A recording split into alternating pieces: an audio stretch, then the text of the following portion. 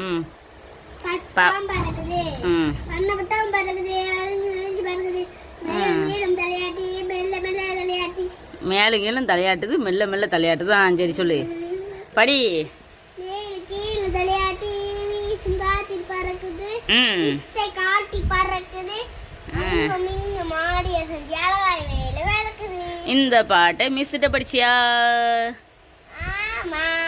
இந்த பாட்டை எழுத தெரியுமா? தெரியாது.